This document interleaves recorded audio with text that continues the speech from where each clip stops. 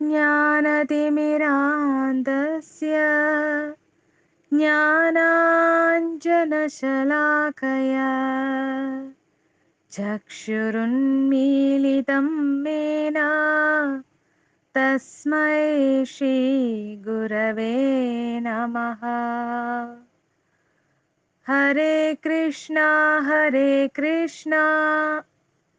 कृष्णा कृष्णा हरे हरे, हरे राम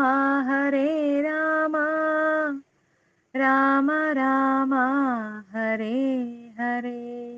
ओम नमो भगवते വാസുദേവായ. രാമായണ പാരായണം 13-ാം ദിവസം. കിഷ്കിന്ധാകാന്ഡം. ബാലിയുടെ നിര്യാണത്തെ തുടർന്ന് സുഗ്രീവനെ രാജാവായി അഭിഷേകം ചെയ്യുന്നു. പിന്നീട് ഇന്ദ്രിയാസ്വാദനത്തിൽ മുഴുകി താൻ രാമന് കൊടുത്ത വാക്ക് മറന്നുപോയ സുഗ്രീവനെ ഓർമ്മപ്പെടുത്തുവാനായി ലക്ഷ്മണൻ വീണ്ടും സുഗ്രീവന്റെ കൊട്ടാരത്തിൽ ആഗതനാകുന്നതും തുടർന്ന് നടക്കുന്ന സംഭവങ്ങളും. രാമലക്ഷ്മണന്മാർ തോപ്പിനുള്ളിൽ നിന്ന് പുറത്തു കടന്ന് മാരകമായി മുറിവേറ്റ് കിടക്കുന്ന ബാലിയുടെ അരികത്തു വന്നു. ധർമ്മരോഷം പൂണ്ട ബാലി കാഠിന്യവും അവജ്ഞയും നിറഞ്ഞ പദങ്ങളാൽ രാമനെ അധിക്ഷേപിച്ചു. അങ്ങ് ധർമ്മിഷ്ഠനും ധീരനും ദയാലുവുമായിരുന്നു എന്നാണ് ഞാൻ കേട്ടിരുന്നത്. പക്ഷേ അങ്ങ് ഇത്രയ്ക്ക് നികൃഷ്ടനാണെന്ന് ഞാൻ പ്രതീക്ഷിച്ചില്ല. പാഴ്ചെടികളാൽ മറഞ്ഞുകിടക്കുന്ന കിണർ പോലെ ധർമാചരണം പുറമേയുള്ള നാട്യം മാത്രമായിരുന്നു. ഈ പാപകൃത്യത്തിലൂടെ അങ്ങയുടെ ഹൃദയം എത്രമാത്രം അധർമ്മം നിറഞ്ഞതാണെന്ന് വെളിപ്പെട്ടിരിക്കുന്നു. അങ്ങ് എന്നെ ആക്രമിക്കുകയില്ലെന്ന പരിപൂർണ വിശ്വാസത്തിലാണ് ഞാൻ സുഗ്രീവനുമായി യുദ്ധം ചെയ്തത്. മറ്റൊരാളുമായി യുദ്ധം ചെയ്തുകൊണ്ടിരിക്കുന്ന ഒരാളെ അയാളോട് യാതൊരു ശത്രുതയുമില്ലാത്ത മറ്റൊരാൾക്ക്, പ്രത്യേകിച്ചും ക്ഷത്രിയനെന്നും ധീരനെന്നും അവകാശപ്പെടുന്ന മറ്റൊരാൾക്ക് എങ്ങനെ കൊല്ലുവാൻ കഴിയുന്നു?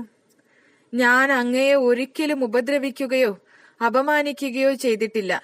ഞാൻ ഒരിക്കലും അങ്ങയുടെ സാമ്രാജ്യത്തെ ആക്രമിച്ചിട്ടില്ല. എന്നെ അന്യായമായി കീഴടക്കിയത് കൊണ്ട് അങ്ങേക്ക് എന്ത് നേട്ടമാണുണ്ടായത്? ധർമാത്മാക്കളുടെ മുന്നിൽ ഈ ഹീനകൃത്യത്തെ അങ്ങ് എപ്രകാരമാണ് ന്യായീകരിക്കുക? സത്യസന്ധമായി എന്നോട് പൊരുതിയിരുന്നെങ്കിൽ ഇപ്പോൾ നിലത്തു വീണു കിടന്നിരുന്നത് അങ്ങായിരുന്നേനെ, ഒരിക്കലും ഞാനല്ല.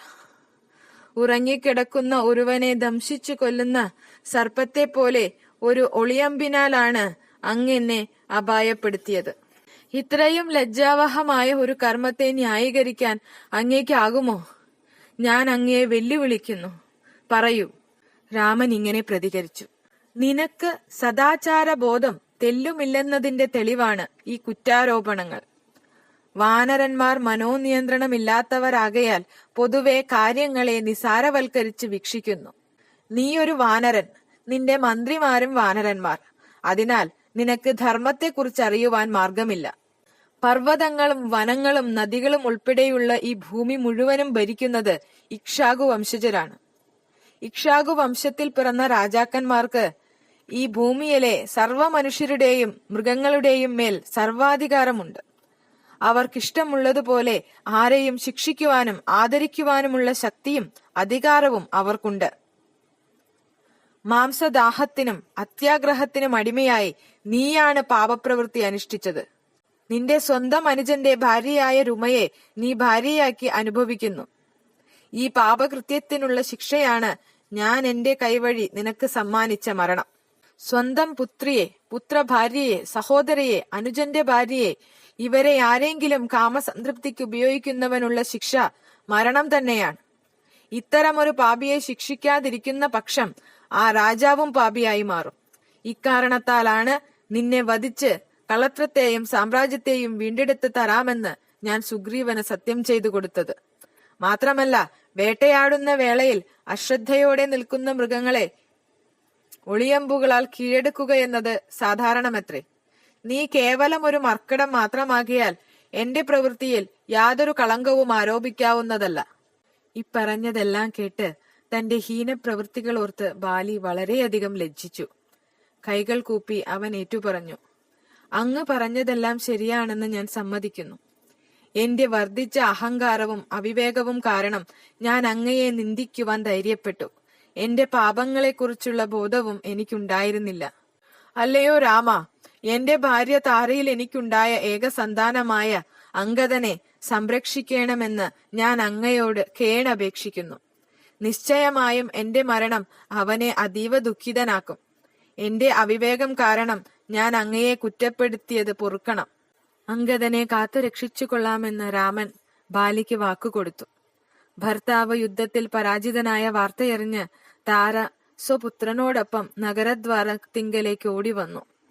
കൂടെ വന്ന മന്ത്രിമാർ രാമനെ കണ്ടതും ഭയന്ന് തിരിച്ചോടി. താര അവരെ വിലക്കുവാൻ ശ്രമിച്ചപ്പോൾ അവർ താരയ്ക്ക് ഇപ്രകാരം ഉപദേശം നൽകി: ബാലിയെ കാണുവാൻ ഇപ്പോൾ പോകണ്ട. ഭവതിയുടെ പുത്രനെ കോട്ടകളാൽ വലയം ചെയ്യപ്പെട്ട കിഷ്കിന്ധയ്ക്കുള്ളിൽ വെച്ച് സംരക്ഷിക്കുക. അനന്തരം അദ്ദേഹത്തെ രാജാവായി വാഴിക്കുന്നതിനുള്ള ഒരുക്കങ്ങൾ വേഗം ചെയ്യുക.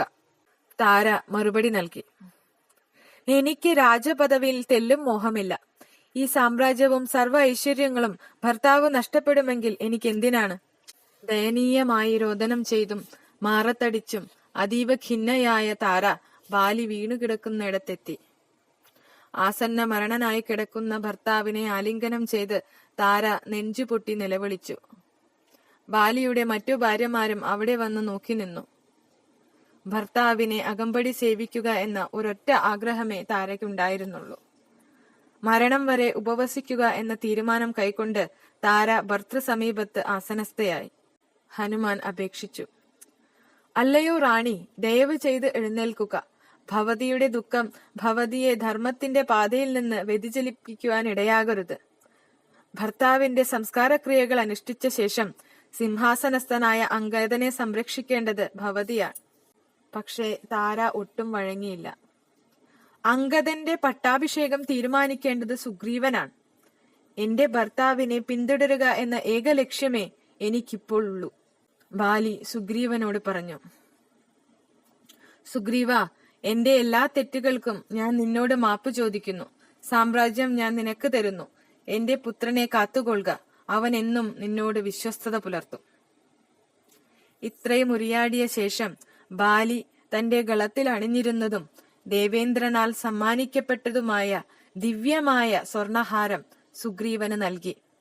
എന്നിട്ട് പുത്രൻ അംഗദനെ നോക്കി ഉപദേശിച്ചു: എനിക്ക് പോകുവാൻ സമയമെടുത്തു. ഇനിമേൽ നീ എല്ലായ്പ്പോഴും സുഗ്രീവനെ അനുസരിക്കുക വേണം. നല്ല പോലെ ചിന്തിച്ച ശേഷം മാത്രം കർമ്മം ചെയ്യുക. സുഖദുഃഖാനുഭവങ്ങളെ സമഭാവേന സ്വീകരിക്കുക. അതിര് കവിഞ്ഞ ഇഷ്ടവും അനിഷ്ടവും ദൂരീകരിക്കുക. ഇല്ലയെന്നാകിൽ ഇവ രണ്ടും നമ്മുടെ അധപതനത്തിന് ഹേതുവായിത്തീരും.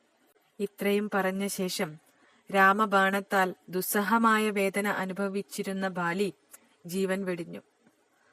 സന്താപഭാരത്താൽ ഭർത്താവിനെ ആശ്ലേഷിച്ചു കിടന്ന് താര ഉച്ചത്തിൽ വിലപിച്ചു. നീലൻ വന്ന് ബാലിയുടെ വക്ഷസിൽ തറച്ചു നിന്നിരുന്ന രാമബാണം ഊരിയെടുത്തു. താര അംഗദനോട് പറഞ്ഞു: അച്ഛന്റെ പാദത്തിൽ നമസ്കരിക്കുക. അതനുസരിക്കവേ രാജകുമാരൻ നിയന്ത്രണം വിട്ട് കരഞ്ഞുപോയി. താരയുടെ തീവ്രവേദന കണ്ട സുഗ്രീവനും വിരക്തി പൂണ്ടു. ദുഃഖം നിറഞ്ഞ സ്വരത്തിൽ സുഗ്രീവൻ രാമനോട് പറഞ്ഞു: അല്ലയോ രാമ, എന്റെ ആഗ്രഹപ്രാപ്തിക്കായി എനിക്ക് കിട്ടുമെന്ന് ഞാൻ മോഹിച്ചതിന്റെ തികച്ചും വിപരീത ഫലമാണ് ഞാൻ ഇപ്പോൾ അനുഭവിച്ചു കൊണ്ടിരിക്കുന്നത്. സാമ്രാജ്യം ഭരിക്കുന്നതിനെ കുറിച്ച് ഓർക്കുമ്പോൾ എനിക്ക് ആഹ്ലാദമല്ല, അറപ്പാണ് തോന്നുന്നത്. എന്റെ ജ്യേഷ്ഠ സഹോദരൻ കൊല്ലപ്പെട്ടപ്പോൾ ജീവിതം തന്നെ അർത്ഥശൂന്യമായി തീർന്നിരിക്കുന്നു. എന്റെ പാപത്തിന് പരിഹാരമായി അഗ്നിയിൽ ചാടി ആത്മത്യാഗം ചെയ്യുവാൻ ഞാൻ തീരുമാനമെടുത്തിരിക്കുന്നു. പ്രിയരാമ, ഇവിടെയുള്ള വാനരശ്രേഷ്ഠന്മാർ പ്രിയതമയെ കണ്ടുപിടിച്ചു തരുവാൻ അങ്ങയെ സഹായിക്കും. ഇത് കേട്ട് അസന്തുഷ്ടനായ രാമന്റെ മിഴികൾ നിറഞ്ഞു. അന്നേരം താര രാമനെ സമീപിച്ച് ഇപ്രകാരം യാചിച്ചു: സ്വർഗത്തിലാണ് അദ്ദേഹം എങ്കിൽ പോലും ഞാൻ കൂടെയില്ലാത്ത ജീവിതം എന്റെ ഭർത്താവിന് തീർത്തും ദുസ്സഹമായിരിക്കും. അതിനാൽ കാരുണ്യപൂർവ്വം എന്നെയും വധിക്കുക. ഞാൻ വേഗം പോയി അദ്ദേഹത്തിന്റെ അരികിൽ ചേരട്ടെ. അല്ലയോ രാമ, സ്ത്രീഹത്യ പാപമാണെന്ന് അങ്ങ് കരുതുന്നുണ്ടെങ്കിൽ എന്നെ ബാലിയായി തന്നെ സങ്കല്പിക്കുക. ഞാൻ അദ്ദേഹത്തിൽ നിന്ന് വിഭിന്നയല്ല. രാമൻ താരയെ പലതും ചൊല്ലി ആശ്വസിപ്പിച്ചു. എന്നിട്ട് സുഗ്രീവന് നേരെ തിരിഞ്ഞിട്ട് പറഞ്ഞു, അങ്ങ് സഹോദരനെ ഓർത്ത് ഇതേവരെ ചൊരിഞ്ഞ കണ്ണുനീർ തന്നെ ധാരാളമാണ്. ഇനി ഉത്തരവാദപരമായി പെരുമാറുകയാണ് വേണ്ടത്. ഈ ലോകത്തെ മുന്നോട്ടു നയിക്കുന്നത് അനശ്വരമായ കാലമാണ്. കാലത്തിന്റെ നിർദ്ദേശമനുസരിച്ച് ജീവികൾ ജനിക്കുന്നു, മരിക്കുന്നു. പരമോന്നതനായ ഭഗവാന്റെ മാർഗനിർദ്ദേശത്തിന്റെ കീഴിൽ കാലത്തിന് സ്വയം അതിക്രമിക്കുവാനോ ദൈവനിശ്ചയമായ പാതയിൽ നിന്ന് വ്യതിചലിക്കുവാനോ കഴിയുകയില്ല. കാലത്തിന്റെ വിധിയനുസരിച്ച് മാത്രമാണ് ലോകത്ത് സർവവും പ്രവർത്തിക്കുന്നത്. അപ്രതിരോധ്യമായ കാര്യങ്ങളെക്കുറിച്ച് ആരും വിലപിക്കുവാൻ പാടില്ല. ഈ ഉപദേശങ്ങളെല്ലാം കേട്ട് സുഗ്രീവൻ ക്രമേണ ശാന്തചിത്തനായി. ലക്ഷ്മണന്റെ സഹായത്തോടെ ബാലിയുടെ ശവസംസ്കാരത്തിനുള്ള ഒരുക്കങ്ങൾ ചെയ്തു തുടങ്ങി. കിഷ്കിന്ധയിൽ നിന്നൊരു പല്ലക്ക് താരയുടെ നിർദ്ദേശപ്രകാരം കൊണ്ടുവന്നു. സുഗ്രീവനും അംഗദനും ചേർന്ന് ബാലിയുടെ ശവശരീരം അതിൽ കിടത്തി. എന്നിട്ട് ഒരു ജാഥയായി അവർ അടുത്തുള്ള പർവ്വതത്തിന്റെ പുഴയോരത്ത് നടന്നെത്തി. ദഹിപ്പിക്കുവാനുള്ള ചിത ഒരുങ്ങിയപ്പോൾ താര ഭർത്താവിന്റെ ശിരസ് തന്റെ മടിയിലെടുത്തു വെച്ച് ദീനദീനം വിലപിക്കുവാൻ തുടങ്ങി. കണ്ടുനിന്നവരുടെയെല്ലാം ഈ കാഴ്ച വേദനിപ്പിച്ചു. ഒടുക്കം മറ്റു വാനര സ്ത്രീകൾ മുന്നോട്ടു വന്ന് താരയെ പിടിച്ചെഴുന്നേൽപ്പിച്ചു. അതിനുശേഷം മാത്രമാണ് സുഗ്രീവനും അംഗദനും ബാലിയുടെ മൃതദേഹം ചിതയിലേക്ക് എടുത്തു വയ്ക്കുവാൻ കഴിഞ്ഞത്. ദഹനം പൂർണമായപ്പോൾ തുംഗഭദ്ര നദിക്കരയിൽ നിന്നുള്ള ജലം കൊണ്ട് വാനര ശ്രേഷ്ഠനായ ബാലിയുടെ ആത്മശാന്തിക്കായിക്കൊണ്ട് തർപ്പണവും ചെയ്തു. ഹനുമാൻ രാമനോട് കിഷ്കിന്ധയിലേക്ക് വന്ന് സുഗ്രീവന്റെ കിരീടധാരണം നടത്തിക്കൊടുത്തുവാൻ അപേക്ഷിച്ചു. പക്ഷേ രാമൻ അത് നിരസിച്ചു. എന്റെ വനവാസ പ്രകൃതി അനുസരിച്ച് ഗ്രാമങ്ങളിലോ നഗരങ്ങളിലോ ഒന്നും ഞാൻ പാർക്കുവാൻ പാടുള്ളതല്ല. അതിനാൽ താങ്കൾ തന്നെ കിരീടധാരണ ചടങ്ങ് നിർവഹിക്കണം. ഉടൻ തന്നെ അംഗദനെ പിൻഗാമിയായി വാഴിക്കുന്ന ചടങ്ങും നടത്തണം. ശ്രാവണമാസം മഴയുമായി വന്നെത്തുകയായി. സീതയെ തേടി നടക്കുവാൻ മഴക്കാലം ഒട്ടും ഗുണകരമായിരിക്കുകയില്ല. നിങ്ങൾ വാനര നായകന്മാർക്കെല്ലാം 4 മാസം കിഷ്കിന്ധയിൽ സന്തോഷമായി ജീവിക്കാം. അക്കാലം മുഴുവൻ ഞാനും ലക്ഷ്മണനും പർവ്വതത്തിലെ ഏതെങ്കിലും വിശാലമായ ഗുഹയിൽ വസിക്കാം. വൃശ്ചിക മാസം ആരംഭിക്കുമ്പോൾ നമുക്ക് രാവണന്റെ സാമ്രാജ്യം അന്വേഷിച്ചുള്ള ദീർഘയാത്ര തുടങ്ങാം. സുഗ്രീവൻ കിഷ്കിന്ധയിൽ പ്രവേശിച്ചപ്പോൾ പൗരന്മാർ ഏവരും ഹാർദവമായ സ്വീകരണം നൽകി. കിരീടധാരണ വേളയിൽ വാനര നായകന്മാരായ മൈന്ദൻ, ദ്വിവിധൻ, ഹനുമാൻ തുടങ്ങിയവരും കരടികളുടെ മന്നവനായ ജാംബവാനും ചേർന്ന് അഭിഷേകം നടത്തി. സുഗ്രീവന് തന്റെ പത്നിയായ രുമയെ തിരിച്ചു കിട്ടി. അദ്ദേഹം അംഗദനെ അനന്തരാവകാശിയായി വാഴിക്കുകയും ചെയ്തു. 4 മാസക്കാലം പ്രശ്രവണ പർവ്വതത്തിലെ ഒരു ഗുഹയ്ക്കുള്ളിൽ രാമലക്ഷ്മണന്മാർ വസിച്ചു. സീതാവിരഹത്താൽ അതീവ ദുഃഖിതനായിരുന്ന രാമന് ആ പർവ്വത പ്രദേശത്തിലെ അതിമനോഹര ദൃശ്യങ്ങൾ യാതൊരുവിധ സൗഖ്യവും നൽകിയില്ല. അവിരാമം കണ്ണീരൊഴുക്കിക്കൊണ്ടിരുന്നതിനാൽ നിദ്രയും അദ്ദേഹത്തിന്റെ മിഴികളെ അനുഗ്രഹിച്ചില്ല. ഒരു നാൾ രാമൻ ലക്ഷ്മണനോട് പറഞ്ഞു, 8 മാസക്കാലം ആഴിയിൽ നിന്ന് നീരാവിയാക്കി മാറ്റിയെടുത്ത ജലത്തെ ആകാശം ഇപ്പോൾ ഘോരഘോരമായി തിരിച്ചയക്കുകയാണ്. കാർമേഘങ്ങൾക്ക് കുന്നുകളോളം വലിപ്പമുണ്ട്. അവ കൂട്ടം കൂട്ടമായി ആകാശത്ത് പായുമ്പോൾ എന്തെന്നില്ലാത്ത ഒരു ശോകമൂകത സൃഷ്ടിക്കുന്നു. കാരിരുൾ മേഘപടലത്തിനുള്ളിലെ സ്വർണ മിന്നൽ പിണർ നീ കണ്ടുവോ? രാവണന്റെ കൈക്കുള്ളിൽ അകപ്പെട്ട സീതയെപ്പോലെ സമൃദ്ധമായി വളർന്ന പച്ചപ്പുല്ല് ഭൂമിദേവിക്ക് ഒരു പുത്തനുടയാട നൽകിയിരിക്കുന്നു. വിവിധ ഇനം പുഷ്പങ്ങളും തത്തിക്കളിക്കുന്ന പക്ഷികളും ആ ഉടയാടയിൽ സുന്ദരമായ ചിത്രങ്ങളായി മാറിയിരിക്കുന്നു. തേനീച്ചയുടെ മൂളലും തവളകളുടെ കരച്ചിലും ഇടിയുടെ മുഴക്കവും മഴത്തുള്ളി കിലുക്കവും എല്ലാം കൂടി ഒരു വാദ്യവൃന്ദ പ്രതീതിയുളവാക്കുന്നു. സുഗ്രീവൻ ഈ വർഷഋതു അങ്ങേയറ്റം ആസ്വദിക്കുന്നുണ്ടാവണം. അയാളുടെ ലക്ഷ്യം നേടിക്കഴിഞ്ഞുവല്ലോ. പക്ഷേ സീതയില്ലാത്ത ഞാൻ നദിയുടെ ശീഘ്രമായ ഒഴുക്കിനാൽ കാർന്നു തിന്നപ്പെടുന്ന കരയെപ്പോലെയത്രേ. ഇത്തരം സന്ദർഭങ്ങളിൽ രാമനെ ആശ്വസിപ്പിക്കുവാൻ ലക്ഷ്മണൻ പറയും, ദുഃഖിതരായ മനുഷ്യർ ഒരിക്കലും ലക്ഷ്യപ്രാപ്തി അടയുകയില്ലെന്ന്.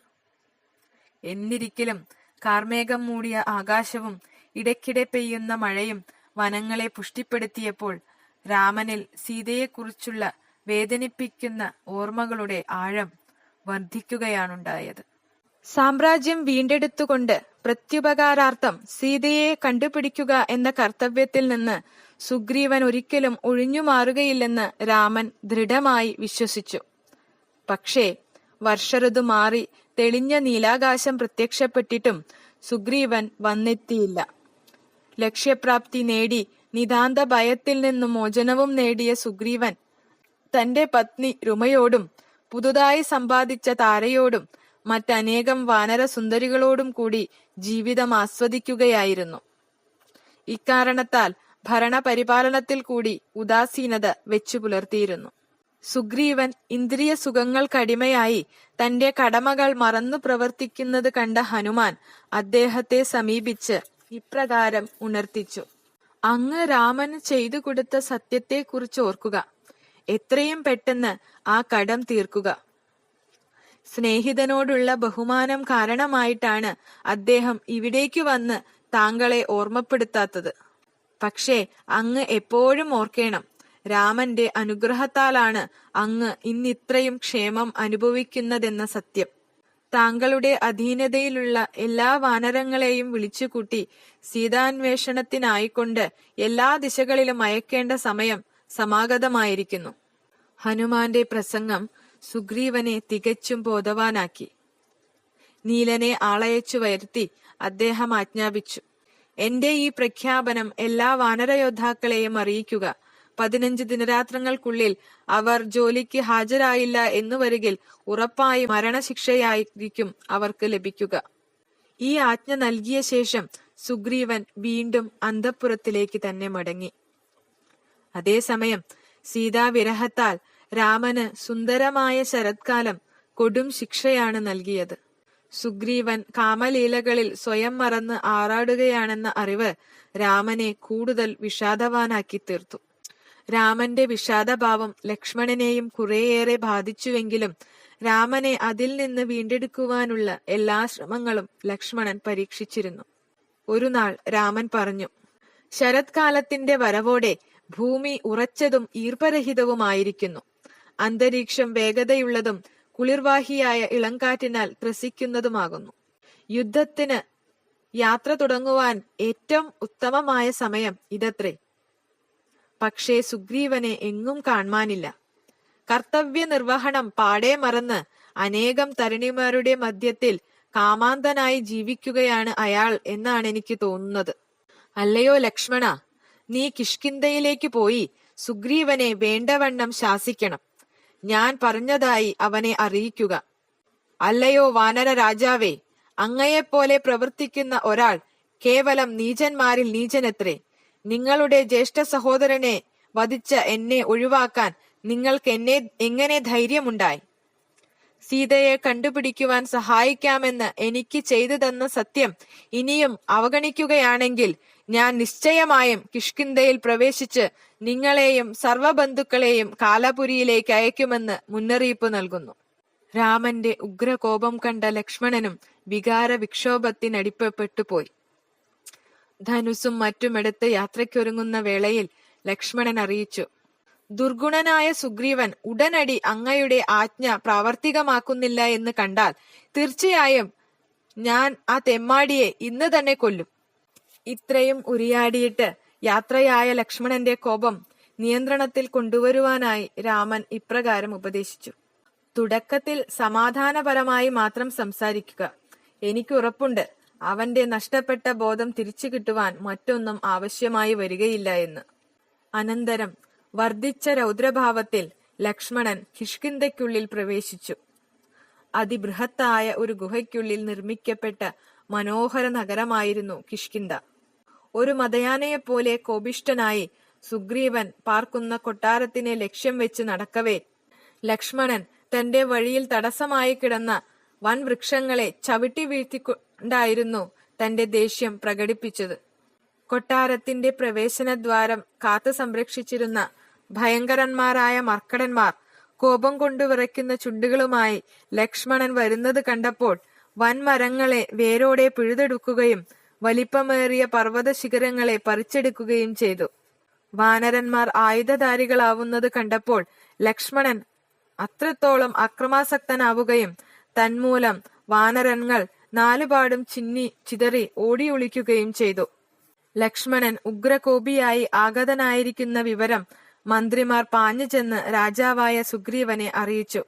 പക്ഷേ താരയോടൊപ്പം കാമപരവശനായി സ്വയം മറന്ന് സുഖലോലുപനായിരുന്ന അവസ്ഥയിൽ സുഗ്രീവൻ ആ വാർത്തയ്ക്ക് വേണ്ട ഗൗരവം കൊടുത്തില്ല. തത്സമയം മന്ത്രിമാർ വാനരയോദ്ധാക്കളോട് ആയുധം ധരിച്ച് യുദ്ധത്തിനൊരുങ്ങുവാൻ ആഹ്വാനം ചെയ്തു. ഇത് കണ്ട് അത്യന്തം കോപിഷ്ഠനായ ലക്ഷ്മണൻ അന്നേരം കണ്ടുമുട്ടിയ അംഗദനോട് തന്റെ ആഗമന വാർത്ത സുഗ്രീവനെ അറിയിക്കുവാൻ ആവശ്യപ്പെട്ടു. അതനുസരിച്ച് അംഗദൻ അന്തഃപുരത്തിൽ പ്രവേശിച്ച് സുഗ്രീവന്റെ കാൽത്തൊട്ട് വന്ദിച്ച് ലക്ഷ്മണ സാന്നിധ്യത്തെക്കുറിച്ച് അറിയിച്ചു. മദ്യപിച്ചു മയങ്ങുകയായിരുന്ന സുഗ്രീവൻ അംഗദന്റെ വാക്കുകൾ ശ്രവിച്ചതേയില്ല. ലക്ഷ്മണനോടുള്ള ഭയം കാരണം ഓടിവന്ന അനേകമനേകം വാനരന്മാർ സുഗ്രീവന്റെ ശയ്യയ്ക്ക് ചുറ്റും കൂടി നിന്ന് കോലാഹലമുണ്ടാക്കിയപ്പോഴാണ് സുഗ്രീവന് അല്പമെങ്കിലും ബോധമുണ്ടായത്. സുഗ്രീവൻ തന്റെ രക്തവർണമാർന്ന കണ്ണുകൾ തുറക്കവേ മന്ത്രിമാർ പരിഭ്രമത്തോടെ ഉപദേശിച്ചു. കൊട്ടാര കവാടത്തിൽ രൗദ്രഭാവം പൂണ്ടു നിൽക്കുന്ന ലക്ഷ്മണനെ കൂപ്പുകൈകളോടെ സ്വാഗതം ചെയ്ത് വിനയാന്വിതനായി സമാധാനപ്പെടുത്തുക. സന്ദർഭത്തിന്റെ ഗൗരവം മനസ്സിലാക്കി സുഗ്രീവൻ ചാടിയെഴുന്നേറ്റു. എങ്കിലും ലക്ഷ്മണന്റെ ഉഗ്രകോപത്തിന് ഹേതു എന്താണെന്ന് അയാൾക്കപ്പോഴും മനസ്സിലായില്ല. ഹനുമാന് വീണ്ടും അത് ഓർമ്മിപ്പിക്കേണ്ടതായി വന്നു. അല്ലയോ രാജാവേ, ഇന്ദ്രിയ സുഖങ്ങളിൽ ആമഗ്നനായിരുന്നതിനാൽ കാലം കടന്നുപോയത് അങ്ങ് അറിഞ്ഞതേയില്ല. ശരത്കാലം ആഗതമായിട്ട് എത്രയോ നാൾ കഴിഞ്ഞു. എങ്കിലും അങ്ങ് സീതയെ കണ്ടുപിടിച്ചു കൊടുക്കാമെന്ന് ചെയ്ത സത്യം ഓർക്കുക പോലും ചെയ്തില്ല. അങ്ങയുടെ കർത്തവ്യം ഓർമ്മിപ്പിക്കുവാനാണ് ലക്ഷ്മണൻ വന്നിരിക്കുന്നത്. താണുവണങ്ങി അങ്ങയുടെ വിധേയത്വം പ്രകടിപ്പിച്ച് എങ്ങനെയെങ്കിലും ലക്ഷ്മണനെ ശാന്തനാക്കുക. ലക്ഷ്മണനെ കൊട്ടാരത്തിലേക്ക് ആനയിച്ചു കൊണ്ടുവരുവാൻ സുഗ്രീവൻ അംഗദനോട് പറഞ്ഞു. ലക്ഷ്മണനെതിരായി ആയുധമെടുത്ത മർക്കടങ്ങളെല്ലാവരും അപ്പോൾ കൂപ്പുകൈകളോടെ അദ്ദേഹത്തെ സ്വീകരിച്ചു കൊണ്ടുവന്നു. അന്തഃപുരത്തിലെത്തിയ ലക്ഷ്മണന്റെ കർണപുടങ്ങളിൽ അങ്കനമാരുടെ മധുരഗാനവും വാദ്യഘോഷണങ്ങളും അവരണിഞ്ഞിരുന്ന ആഭരണങ്ങളുടെ കിലുക്കവും പതിഞ്ഞു. അന്യപുരുഷന്മാരുടെ ഭാര്യമാരുടെ സംസർഗം വർജിക്കുമെന്ന് പ്രതിജ്ഞയെടുത്തിരുന്ന ലക്ഷ്മണൻ അന്തഃപുരത്തിനുള്ളിലെ തരണീമണികളെ കണ്ടപ്പോൾ ലജ്ജിച്ചുപോയി. വാതിൽക്കൽ തന്നെ നിലകൊള്ളേണ്ടി വന്നുവെങ്കിലും അവിടെ നിന്നുകൊണ്ട് തന്നെ തന്റെ വില്ലിൽ നിന്ന് എല്ലാ ദിക്കുകളിലും ഞാണൊലി മുഴക്കി. ഈ ഘോര നിനാദം കേട്ട സുഗ്രീവൻ നടുങ്ങിപ്പോയി. അയാൾ താരയോട് പറഞ്ഞു, ലക്ഷ്മണൻ എന്തിനാണ് ഇത്രയേറെ കോപാലുവായിരിക്കുന്നത് എന്ന് എനിക്ക് ഗ്രഹിക്കുവാനാകുന്നില്ല. ഏതിനും നീ ആദ്യം പോയി ലക്ഷ്മണനെ കാണുക. നിശ്ചയമായും അദ്ദേഹത്തിന്റെ കോപം തണുപ്പിക്കുവാൻ നിനക്കാകും. താര ലക്ഷ്മണനെ സമീപിച്ചപ്പോൾ ഒരു സ്ത്രീയോട് കാണിക്കേണ്ട മര്യാദ പാലിച്ച അദ്ദേഹം കോപഭാവം വെടിഞ്ഞ് ആദരപൂർവം താരയുടെ പാദങ്ങളിലേക്ക് നോക്കി നിലകൊണ്ടു. താര ചോദിച്ചു, പ്രിയ രാജകുമാര, അങ്ങ് എന്താണ് സുഗ്രീവനോട് ഇത്രയധികം കോപം കാണിക്കുന്നത്? ലക്ഷ്മണൻ ചുരുങ്ങിയ പക്ഷേ മൂർച്ചയുള്ള പദങ്ങളാൽ മറുപടി പറഞ്ഞു, നിന്റെ ഭർത്താവ് അന്തഃപുരത്തിൽ ഭാര്യമാരോടൊപ്പം കാമകേളികളാടുന്നതിൽ മാത്രമാണ് താല്പര്യം കാണിക്കുന്നത്. രാമനെ സഹായിക്കുവാൻ ബാധ്യസ്ഥനാണെന്ന വസ്തുത അയാൾ തീരെയും സ്മരിക്കുന്നില്ല. താര യാചിച്ചു, താങ്കൾ സുഗ്രീവന് മാപ്പു നൽകണം. കാരണം കാമതൃഷ്ണ അദ്ദേഹത്തിന്റെ സൽബുദ്ധി നശിപ്പിച്ചിരിക്കുന്നു. പേരുകേട്ട മുനിവര്യന്മാർ കൂടിയും ചിലപ്പോഴൊക്കെ ഇന്ദ്രിയ സുഖങ്ങൾക്കായി ആർത്തി കാട്ടാറുണ്ടെന്ന് നാം കേട്ടിരിക്കുന്നു. അങ്ങനെയിരിക്കെ ചപലപ്രകൃതിയായ ഒരു വാനര രാജാവിനെ കുറിച്ച് എന്തു പറയുവാനാണ്? എങ്കിലും സുഗ്രീവൻ രാമനോടുള്ള കടമ മറന്നുവെന്ന് അങ്ങ് ചിന്തിക്കരുത്. അദ്ദേഹം ഇതിനോടകം തന്നെ ലക്ഷക്കണക്കിന് വാനരങ്ങളെ സമ്മേളിപ്പിക്കുവാൻ ആഹ്വാനം ചെയ്തു കഴിഞ്ഞു. അവരെല്ലാം സീതാന്വേഷണത്തിന് അയക്കപ്പെടുന്നതാണ്. അങ്ങിപ്പോൾ വന്ന് അന്തഃപുരത്തിൽ വന്ന് സുഗ്രീവനോട് സംസാരിച്ചാലും. അതിൻ പ്രകാരം അകത്ത് കടന്ന ലക്ഷ്മണൻ അവിടെയുള്ള കണ്ണഞ്ചിപ്പിക്കുന്ന ഐശ്വര്യവും അസംഖ്യം യുവവാനര സുന്ദരിമാരെയും കണ്ട നേരം വീണ്ടും രൗദ്രഭാവം കൈക്കൊണ്ടു. മഞ്ചത്തിൽ രുമയെ ഗാഢമായി പുണർന്നുകൊണ്ടിരുന്ന സുഗ്രീവൻ ലക്ഷ്മണനെ കണ്ടതും അല്പം ലജ്ജിതനായി. എങ്കിലും കൂപ്പുകൈകളോടെ വേഗം എഴുന്നേറ്റ് നിന്നു. അത് കണ്ട മറ്റു വാനരനാരികളും ലക്ഷ്മണനെ വണങ്ങി നിന്നു. കഠിനമായ രോഷത്തോടെ ലക്ഷ്മണൻ സുഗ്രീവനെ വാക്കുകൾ കൊണ്ട് നന്നായി പ്രഹരിച്ചു. പൊള്ളയായ വാഗ്ദാനങ്ങൾ നൽകിയ നീ ചതിയനായ മിത്രവും വെറുക്കപ്പെടേണ്ടവനുമാണ്. ആത്മാർത്ഥതയുള്ള മിത്രത്തിന്റെ സഹായം നേടുക, എന്നിട്ട് പ്രത്യുപകാരം ചെയ്യാതിരിക്കുക. ഇത്തരത്തിലുള്ള ഒരുവൻ അങ്ങേയറ്റം കഠിനഹൃദയനാകയാൽ അവന് അർഹമായ ശിക്ഷ മരണമാണ്, സംശയമേതുമില്ല. ഒരിക്കൽ ബ്രഹ്മാവ് തീർത്തും നീചമായ രീതിയിൽ നന്ദികേട് കാട്ടിയ ഒരാളെ കണ്ട് ഇപ്രകാരം പറയുകയുണ്ടായി: പശുഹത്യ ചെയ്തവനും മദ്യപാനിക്കും മോഷ്ടാവിനും വ്രതാനുഷ്ഠാനത്തിന് ഭംഗം വരുത്തവനുമെല്ലാം പ്രായശ്ചിത്തം വിധിച്ചിട്ടുണ്ട്. പക്ഷേ നന്ദികേടിന് യാതൊരു പ്രായശ്ചിത്തവും ഇല്ല തന്നെ. ഞാനിതാ മുന്നറിയിപ്പ് നൽകുന്നു. ഈ നിമിഷം തന്നെ സീതാന്വേഷണത്തിനായിക്കൊണ്ട് രാമനെ സഹായിക്കുവാൻ നീ മുതിർന്നില്ലെങ്കിൽ യമരാജന്റെ രാജ്യത്തിൽ വസിക്കുന്ന നിന്നെ ജ്യേഷ്ഠൻ ബാലിയെ നീ ഇന്നേ ദിനം സന്ധിക്കുവാനിടയാകും. താര ഭർത്താവിനു വേണ്ടി വാദിച്ചു. അല്ലയോ ലക്ഷ്മണ, സുഗ്രീവൻ ചതിയനല്ല, കഠിനഹൃദയനുമല്ല. രാമനോടുള്ള പ്രതിബദ്ധത അദ്ദേഹം ഒരിക്കലും മറന്നിട്ടില്ല. അദ്ദേഹത്തിന്റെ ഒരേയൊരു വീഴ്ച അമിതമായ കാമാസക്തി മാത്രമാണ്. മാത്രമല്ല, രാവണന്റെ സാമ്രാജ്യമായ ലങ്കയിൽ ലക്ഷക്കണക്കിന് രാക്ഷസന്മാരുണ്ടെന്ന് കേട്ടിരിക്കുന്നു. അവരെയെല്ലാം വധിക്കാതെ രാവണനെ വധിക്കുക അസാധ്യമായതിനാൽ ഭൂമിയുടെ സർവ്വമൂലകളിലുമുള്ള ലക്ഷക്കണക്കിന് വാനരന്മാരോട് ഇവിടേക്ക് വന്നു ചേരുവാൻ വിളംബരം ചെയ്തിട്ടുണ്ട്. അവരെല്ലാം വന്നു ചേരുന്നതുവരെ രാമനെ കാണാനും സീതയെ തിരയാനും പോകാതെ കാത്തിരിക്കുകയേ നിർവാഹമുണ്ടായിരുന്നുള്ളൂ. 15 ദിവസത്തെ സമയപരിധി സുഗ്രീവൻ വാനരയോദ്ധാക്കൾക്ക് നൽകിയിട്ടുണ്ടായിരുന്നു. ഇന്ന് അവരെല്ലാവരും കിഷ്കിന്ധയിൽ പ്രവഹിച്ചു തുടങ്ങുമെന്നാണ് കരുതപ്പെടുന്നത്. വാനരങ്ങൾ മാത്രമല്ല, കരടികളും ഈ യജ്ഞത്തിൽ പങ്കുചേരുന്നുണ്ട്. ഇത്രയും ശ്രവിച്ചപ്പോൾ ലക്ഷ്മണന്റെ കോപം താനെ കെട്ടടങ്ങി. കഴുത്തിലണിഞ്ഞിരുന്ന പുഷ്പഹാരം വലിച്ചെറിഞ്ഞ് സുഗ്രീവൻ ഉണർത്തിച്ചു. രാമൻ എനിക്ക് ചെയ്തു തന്ന ഉപകാരത്തിന് തക്കതായ പ്രത്യുപകാരം ചെയ്യുക എന്നാൽ അസാധ്യം. അദ്ദേഹം എന്റെ യജമാനനും പ്രഭുവുമാണ്. എവിടെയും അദ്ദേഹത്തെ പിന്തുടരുവാനും അദ്ദേഹത്തിന്റെ ഏതൊരു ആജ്ഞയും ശിരസാ വഹിക്കുവാനും ഞാൻ സദാ ഒരുക്കമാണ്. ഞാൻ ചെയ്തുപോയ അപരാധം ദയവ് ചെയ്തു പൊറുത്താലും. ലക്ഷ്മണൻ സൗമ്യമായ ശബ്ദത്തിൽ അനുയോജ്യമായ രീതിയിൽ പ്രതികരിച്ചു. എന്റെ കോപപ്രകൃതിയെ അങ്ങും പൊറുക്കേണം. എത്രയും വേഗത്തിൽ അങ്ങ് വന്ന് രാമനെ സന്ധിക്കുകയാണിനി കരണീയമായതെന്ന് ഞാൻ കരുതുന്നു. താങ്കളുടെ ആത്മാർത്ഥത ബോധ്യമാകുമ്പോൾ അദ്ദേഹത്തിന് ശുഭാപ്തി വിശ്വാസമുണ്ടാകും. അപ്പോൾ തന്നെ സുഗ്രീവൻ ഹനുമാന് ഉത്തരവ് നൽകി. ഒരിക്കൽ കൂടി ആഹ്വാനം ചെയ്യുക. ഹിമാലയം, മഹേന്ദ്രഗിരി, മന്ദരപർവ്വതം, കൈലാസപർവ്വതം എന്നിവിടങ്ങളിലെ സർവ്വ വാനര യോദ്ധാക്കളും ഉടനടി തന്നെ കിഷ്കിന്ധയിൽ വന്നെത്തണമെന്ന്. അലസതയും സുഖലോലുപതയും കാരണം ആരെങ്കിലും അമാന്തം വരുത്തിയാൽ മരണശിക്ഷയായിരിക്കും അവർക്ക് ലഭിക്കുക എന്നും ഓർമ്മിപ്പിക്കുക. ഹനുമാൻ നിമിഷങ്ങൾക്കകം തന്നെ വാനര നായകന്മാരെ എല്ലാ ദിക്കുകളിലും വിന്യസിച്ചു. തൽഫലമായി 1 മണിക്കൂറിനുള്ളിൽ ലക്ഷോപലക്ഷം മർക്കടവീരന്മാർ കിഷ്കിന്ധയിലേക്ക് ഒഴുകിയെത്തി തുടങ്ങി. വീണ്ടും ലക്ഷ്മണൻ സുഗ്രീവനെ നിർബന്ധിച്ചു രാമനെ കാണുവാൻ പോകണമെന്ന്. അങ്ങനെ സുഗ്രീവനും ലക്ഷ്മണനും കൂടി ഒരു പല്ലക്കിൽ അനേകായിരം വാനരങ്ങളാൽ അകമ്പടി സേവിക്കപ്പെട്ട് രാമന്റെ വാസസ്ഥലത്തെത്തി. ഹരേ കൃഷ്ണ കൃഷ്ണ കൃഷ്ണ ഹരേ ഹരേ, ഹരേ രാമ രാമ രാമ ഹരേ ഹരേ. ഹരേ കൃഷ്ണ. നാളെ നമുക്ക് സുഗ്രീവന്റെ ആജ്ഞാനുസരണം സീതാന്വേഷണത്തിന് പുറപ്പെട്ട വാനരപ്പടയുടെ ചെയ്തികൾ